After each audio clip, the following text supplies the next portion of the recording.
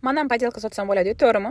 345 почти 1 kopiyasini topdim qizlar. Nima qilaman? Rezultati bo'lmagan narsani sizlarga sotib, hozir sizlarga qanday qilib podelka bilan originalni ajratishni o'rgataman. Originalni korobkasi bo'li oqroq bo'ladi, podelkasiniki такой молочный-roq, ayvri rangroqda bo'ladi. Korobkasining ustida mana shunaqa yozuvlarda, shriftlarda, har xil znachoklarda farq bo'lishi mumkin, lekin qizlar buni originalda ham inogda o'zgarib turadi. Shuning uchun bu решающий narsa emas. Chiqarilgan srok godnosti, lekin bir xil ishlangan ekan. Chubikning ham sifati, kачествоsi bir xil, но shu znachoklarda ozgincha farqlari bor. No aytganimdek, rebranding bo'lib tursa, znachoklari o'zgarib turishi mumkin. No krishkasida незначительный ozgincha farqi bor. No eng главныйsi qizlar kremi konsistensiyasida.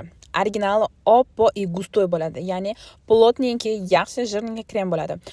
Podelkasi bo'lsa, qayerlar surganning o'zida oqib ketadigan suyu, qanaqadir sariyog' rang, g'alati konsistensiyadagi krem bo'ladi. Shundangina faqat ajrata olasizlar.